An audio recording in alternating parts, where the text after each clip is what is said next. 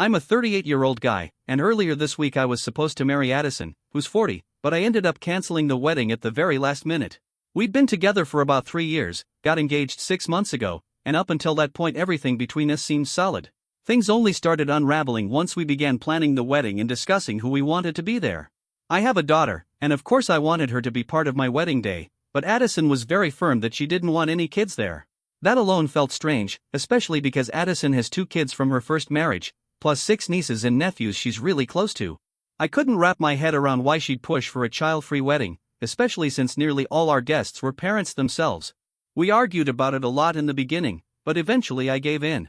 I told her I could accept leaving my daughter out of the ceremony as long as she held the same standard for her side of the family and didn't make exceptions. For context, my daughter isn't even a little kid, she's 14, but that didn't matter to Addison. She insisted there would be no exceptions for anyone. She said she loved my daughter, her own kids, and even her nieces and nephews, but she wanted a stress-free wedding and didn't want to upset anyone by playing favorites, so all kids were banned. That decision cut deep, but Addison had clearly made up her mind, and I felt powerless to change it. Since the wedding was supposed to be small anyway, just a simple ceremony in my parents' backyard with close friends and family, I convinced myself that maybe the kids weren't really missing out on anything major. I had almost made peace with it until a couple of days before the wedding, when I discovered the truth. While Addison had told everyone else that kids weren't allowed, she was secretly planning to have her own children and her nieces and nephews there. I only found out by accident.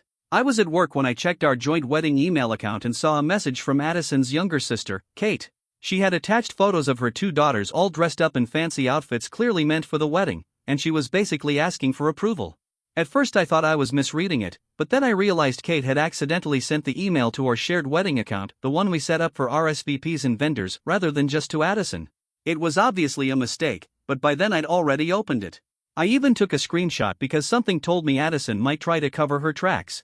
Sure enough, a little while later, when I went back to check, the email was gone and deleted.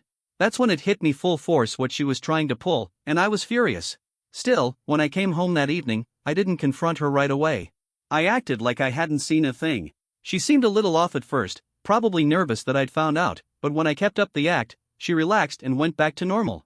This was just 2 days before the wedding, and by then I was convinced she was hiding more from me.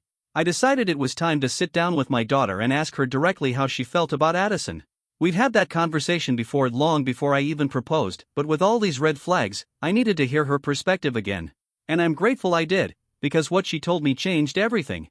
She said Addison had always been nice to her before the engagement, but once we got engaged, things shifted in a way she couldn't ignore. My daughter admitted she'd kept it to herself because she saw how happy I was, and she didn't want to ruin things for me. But after the engagement, Addison started acting cold toward her whenever I wasn't around. Because of my custody agreement, my daughter stays with me for half the month, which is a lot of time. According to her, Addison would turn on the charm the second I walked in the door, but during the day, when it was just the 2 of them, she would completely ignore her. That had never been the case before the engagement, and hearing it now felt bizarre, like I was seeing Addison from a whole different angle. And then my daughter told me what she thought about being excluded from the wedding because Addison wanted it child-free. When my daughter told me she felt like Addison didn't really want her around anymore, it broke me. She said that's why she hadn't even thought about not being invited, she just assumed Addison didn't care enough. Hearing that, I felt disgusted with myself for ever letting Addison walk all over me and convince me to exclude my own daughter from my own wedding. That was the moment I decided I wasn't going through with it. The day before the ceremony, I sat down with Addison and told her straight out that I was calling it off. After that conversation, I didn't even go back home that night. She blew up my phone with calls and messages, but I ignored every single one. I knew she'd eventually reach out to my parents, so I told them ahead of time just to say they'd see me on the wedding day and leave it at that. Instead of dealing with her drama, I spent that whole day with my daughter. I needed to make it up to her and remind her she mattered more than anyone. By the end of the day, we both felt lighter, and after I dropped her off at her mom's house, I booked a hotel room and crashed hard. The next morning, with only about an hour left before the wedding was supposed to start, I headed to my parents' place. Guests were already arriving. Addison's sisters, Kate and Amelia, were there along with their parents. And sure enough, all 6 of Kate and Amelia's kids were running around, plus Addison's 2 children, all of them under 12. The sight of them just confirmed what I already knew. As soon as I walked in, Addison rushed to me, spilling excuse after excuse. She said she'd told her sisters not to bring the kids but they just couldn't leave them behind. She claimed her parents insisted it would be weird if she didn't have her own children at her wedding. It was a pile of nonsense, and I could see she thought I was furious but waiting to explode. I let her finish rambling before I said a word. Then she started questioning me why I wasn't dressed, where I'd been the night before. I just laughed. Then I pulled out my phone and showed her the screenshot of the email Kate had mistakenly sent to our joint wedding account. That single image shut her down instantly. She knew she was caught. No excuses, no clever explanations. Just a flood of apologies. But I wasn't in the mood to hear them. I told her I'd spent the previous day with my daughter, and she had opened up to me about how Addison had been treating her since the engagement. At that point, I didn't need Addison's explanations or half-hearted excuses. I told her flat out I wasn't marrying her. She had shown me loud and clear that my daughter didn't matter to her. The saddest part? I had never once treated her children any differently than my own. I welcomed them into my life fully, but it was obvious she didn't value me or my family in the same way. I didn't wait for her to respond. I just turned around and walked out while she called after me. I didn't even look back. I drove back to the hotel, lay down, and ended up sleeping for hours. When I finally woke up around noon, my phone was exploding, hundreds of missed calls and messages from guests, friends, family. Everyone wanted to know what happened. My friends were confused, her family was furious. I didn't care. I sent out a short explanation to my side of the family and close friends and left it at that. Then I went straight to see my daughter. I told her the wedding was off, and from now on, she and I would spend more time together. I admitted that over the past few months, without even realizing it, we had started drifting apart. Normally, if she had an issue with someone, she would come to me right away. But she didn't with Addison, and that told me something was really wrong. We both got emotional, but the talk helped us reconnect, and that alone made me certain I'd made the right call. As for Addison, that's what's been eating at me. It's been 5 days since what was supposed to be our wedding, and by now everyone knows why I canceled it. For me, it's not just about how she treated my daughter, it's also the dishonesty. That's a deal breaker. I've been cheated on twice before, and I know how betrayal always starts with lies. Small ones at first, then bigger ones. That's why I can't tolerate dishonesty in any form. And Addison's lie wasn't small. She fully intended to spring her exceptions on me at the last minute and thought I'd just go along with it. So no, I don't regret calling it off at the last moment. Maybe it wasn't classy, but it was fair. She was going to blindside me, and I just beat her to it. Her family, though, thinks I was cruel, but I didn't even give her a chance to explain. Addison has been texting me non-stop, saying she had her reasons. She claims she never felt like she could outright forbid me from inviting my daughter, so she went about it another way. She says it's insulting that after so many years together, I didn't give her one final conversation before ending it. She refuses to explain in writing, only insisting she'll tell me in person. But honestly, I don't know what she could possibly say to justify excluding my daughter from my own wedding. Addison never acted like she had an issue with her before, and my daughter never said she had a problem with Addison either, at least not until after the engagement.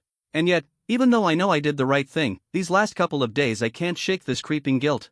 Part of me keeps wondering if I should have at least sat down with her one more time before walking away for good. Looking back, I feel like I should have just been upfront with Addison instead of playing along and pretending everything was fine until the last minute. The day I discovered what she was planning, I should have gone home from work, confronted her, and laid it all out. But I didn't. And because of that, I feel like a lot of the mess that's happening right now could have been avoided. It makes me feel like a bit of a jerk, honestly, and the guilt has been sitting heavy on me. That's why I've been wondering if I was wrong for not speaking to my fiancée and then pulling the plug on the wedding at the very last moment. Update number 1. It's been 3 days since I first shared all this, and I'm still holed up in a hotel. But today, I finally reached out to Addison and told her she needs to move out of my place as soon as possible. The house was mine long before she ever moved in, so it only feels fair that now that things are over, she should be the one to leave.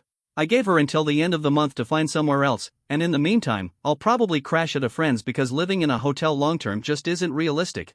Despite everything, I'm starting to feel more confident about my choice.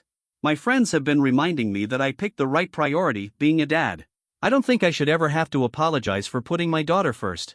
If someone has a problem with that, then they don't belong in my life. Whatever Addison's reasons were for excluding my daughter, I don't even care anymore. If she can't explain it over text, then I don't need to hear it face to face. Right now, I honestly don't want to see her at all. I've also blocked her parents and her sisters, since they were clearly in on the plan from the start. Not one of them warned me, and that stings, because I really thought I had integrated into their family. Turns out I was wrong. Up until last night, I hadn't been responding to Addison at all. But I finally sent her a message telling her to start looking for another place. I also gave her the option, if she wants to explain her reasoning, she can do it in writing or she can just leave it alone. Either way, the damage is done, and there's no undoing it now. She hasn't replied since. For those who asked, no, I really don't know why she suddenly flipped when it came to my daughter. I've asked my daughter about it a lot, because I wanted to understand, but she's just as confused as I am. When I showed her the texts Addison sent me, she couldn't make sense of it either. She told me that back when Addison first started acting cold after the engagement, she tried really hard to fix things, to joke with her, talk to her, build back the closeness. But Addison just brushed her off every time. From what I can see, Addison was the problem, not my daughter. And trust me, I know some kids struggle when their parents move on and start new relationships, but that's not my daughter. She's never been that type. For one thing, her mom and I were never married. We dated for about 2 years, had her, and split when she was 3. She barely remembers us ever being together. On top of that, her mom's been remarried for 5 years now, and my daughter has never had an issue with it. I know for a fact she wasn't bothered by me moving on and proposing to Addison. Like I said, their relationship used to be solid. Something changed only after the engagement, and I still don't know what. Now, I'm not naive enough to claim my daughter is a perfect angel, though in my eyes she'll always be one, but I do know she isn't a liar. Especially not about something like this. She understands how much honesty and transparency matter to me, so I have no reason to believe she made any of this up. At this point, though, Addison hasn't come clean.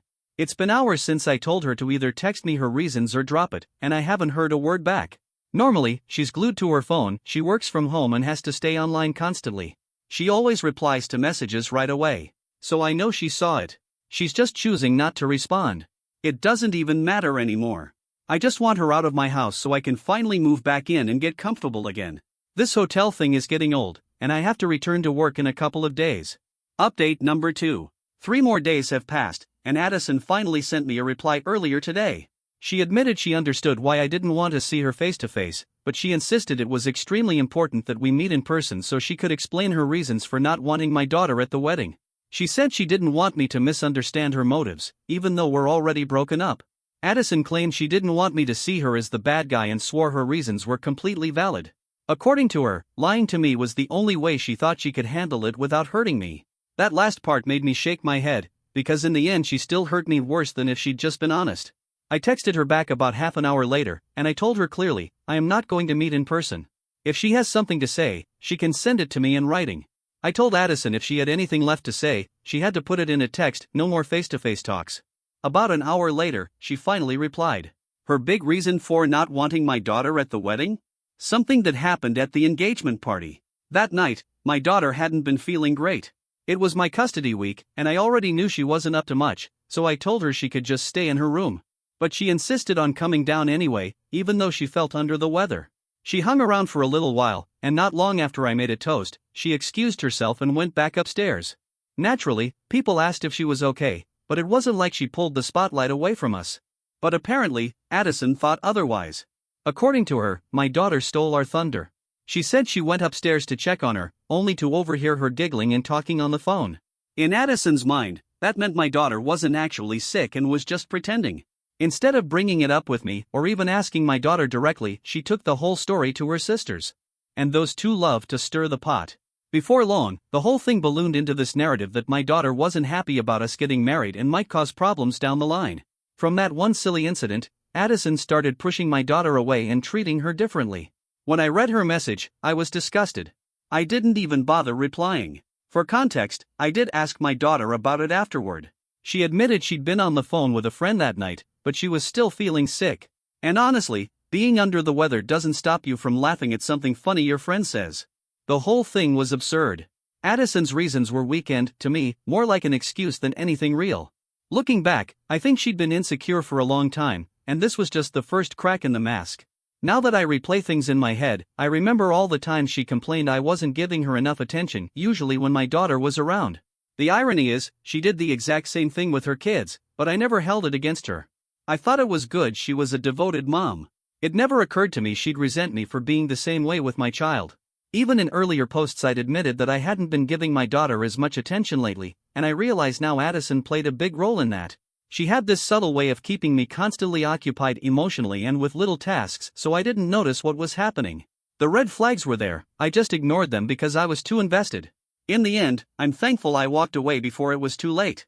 If being with Addison meant sacrificing my relationship with my daughter, then it wasn't worth it. After reading that ridiculous message, I almost responded. Part of me wanted to rip into her for destroying everything over something so small and so easily fixable. But I stopped myself. It wasn't worth the energy. I figured I'd just ignore her until I needed to go home again, which I'd have to do soon anyway to pick up my work clothes. Update number 3. 2 days ago, I blocked Addison after that message. Earlier today, I finally left the hotel. It was getting too expensive, and on the way to a friend's place, I swung by the house to grab my things. I wasn't sure if she'd be home, but she was. And yeah, she looked upset when she saw me. I didn't want a scene, so I started moving quickly, grabbing everything I needed. She hovered nearby, clearly wanting to talk, but I just focused on packing. Right before I left, I reminded her she needed to start looking for another place because I wanted to move back in as soon as possible. Then I headed for my car. That's when she followed me outside. She started pouring her heart out, apologizing, admitting she should never have lied, saying she'd blown the whole engagement party thing out of proportion. She claimed her sisters made it sound like a big deal, and she'd even fought with them recently over it because she realized their advice ruined our relationship. She begged for another chance, promising to fix things and to make it work with both me and my daughter. Hearing it was sad, honestly. But it was also too little, too late. Once I reached my car, I told her I understood how she felt. I admitted it wasn't easy for me to walk away either, but my daughter had to come first. I owed it to her to do the right thing. I could see Addison was about to cry, and I just couldn't deal with that. So I quickly said goodbye, reminded her again to find a new place, and drove off. Did it feel harsh? Yeah. Seeing her in person made it harder than ignoring her texts. But it had to be done, and I don't regret it. For now, I'm staying at a friend's place, and I'm hoping Addison moves out within the next couple of weeks so I can go back home and rebuild some sense of normal. It's going to take me a while to fully recover from this, but one good thing has already come out of it. My bond with my daughter is stronger than ever. We're back to how we used to be before Addison, with no walls or secrets between us. She's opening up about her life again, telling me everything. Just the other day, we FaceTimed, and she was chatting about her school day, and it hit me, I made the right choice. We even planned a little beach getaway for the two of us in a couple of weeks, and I've invited some friends who have kids her age to come along. Honestly, I need the break as much as she does. The past few weeks have been rough, but seeing her smile and hearing her laugh again makes all of it feel worth it.